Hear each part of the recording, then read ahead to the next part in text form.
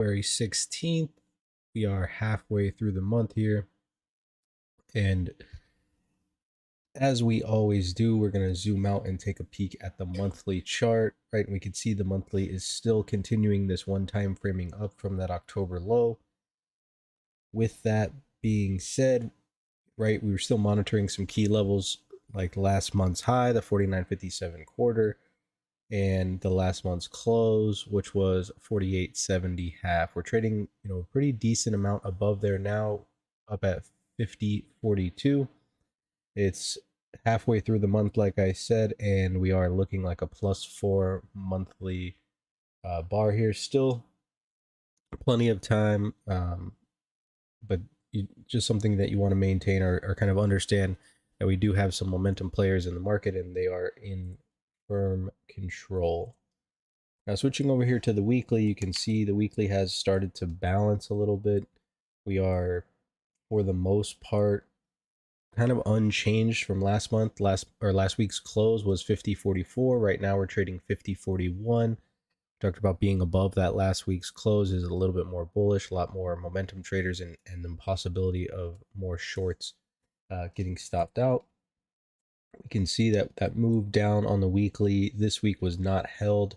We bounced right off of our previous equilibrium, have come back up basically to last week's close. So it'll be make or break decision time here for most of these traders. And that will be kind of our key level today.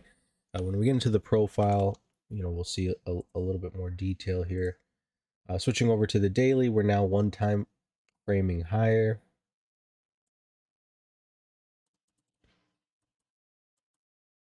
Three days in a row, and we're coming back towards that all-time high, which was 50.66. We got a +4 day yesterday, indicating to us that we've got to be careful if the market should slip below the settle. I've got a little bit of information on that when we get to the profile, right? Below the settle, there is some opportunity because yesterday was more or less a double distribution day. We're still kind of maintaining this trend here. All right, if we wanted to clean this trend up a little bit here, get it to touch in the most spots, is pretty much there. This is from the weekly, but we're still maintaining this nice uptrend here, still kind of respecting this breakout from the balance. But what we do want to kind of take away from this is our weekly balance here has, right, we had last week, a couple days this week, and then this week we'll have one more day here, that the market is starting to trade a little bit sideways here, right? We had this balance here, we had this balance down here, so we're starting to get a bit of balance, and it's just something to kind of pay attention to or just be aware of, right? That the market may be running out of a little bit of steam. And some things that I like to do when we do start to balance is find our equilibriums, right? And one of our equilibriums definitely, to me, is looking like this 50.44-ish level, 50.45, 50.43, wherever you want to draw it. Basically the same spot, all within a point. And then also we can see here on the downside a very kind of even spot here at that 50.18. So definitely something that you want to watch, this 50.44, 50.18 level. I think it will be, very important if we get a pullback or if the market can't hold that 50.44, which was the previous week's close, then there is maybe decent odds to trade back down to that 50.18. Now, switching over here to the profiles, a little bit of review from yesterday. Market opened up, right? Opened up inside the previous day's range. We got above, kind of ran out of buyers, back checked. The settle was 18, so it just came a little bit below the 18. Popped back above and then got mechanically bought up. Short time frame shorts got stuck. Market squeezed up. And then we ended the day on a double distribution. So with that being said, and then also the day finishing on a +4 day, right? So we finished this day on a +4, indicating momentum traders are in the market.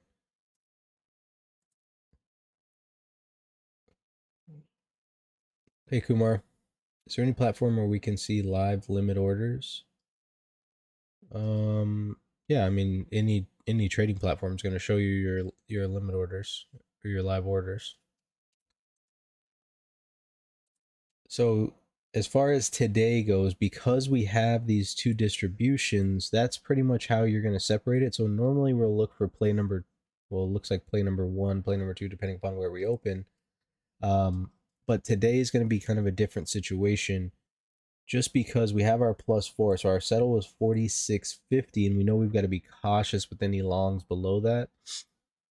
And so as we approach this lower distribution, if the market doesn't catch a bid here and basically pop back up into this upper distribution, so if we get a bounce and that takes us back above this 38, that's really kind of the only spot here that you're looking to get long, um, back up above to the settle, and then back up into these previous Brad prints that are untouched, and then the all-time high, which is 66.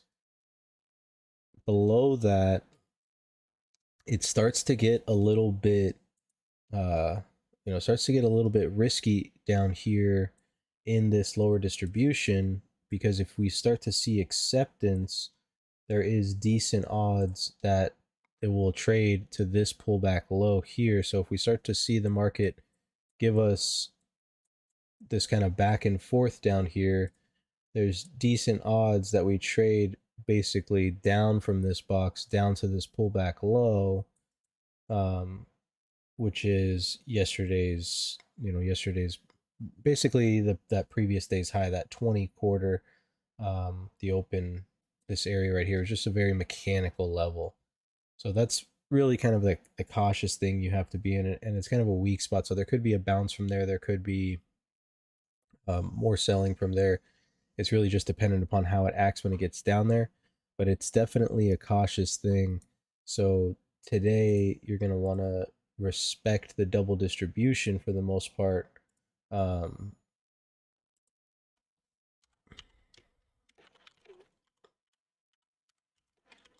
Play the double distro, cautious,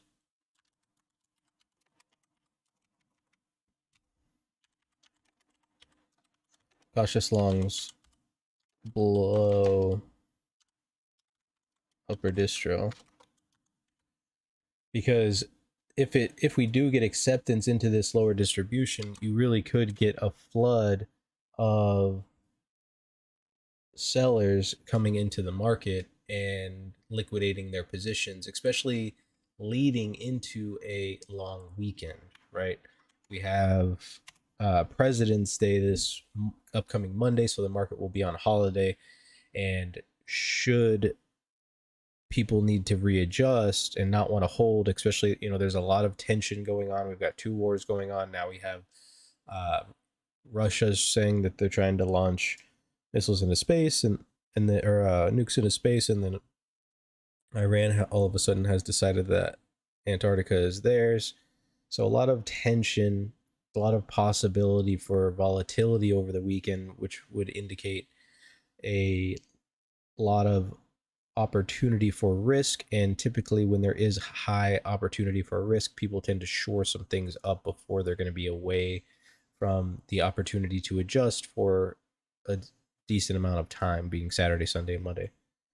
So just something to think about, right? Um, for me, I'm still looking for it to hold above this upper distribution, right? We traded the singles in the overnight, a little bit news related, right? We had that PPI this morning, and then also Powell came out and said that he like pushed back the rate expectations, and so now they're pushing back the rate cuts from March into May.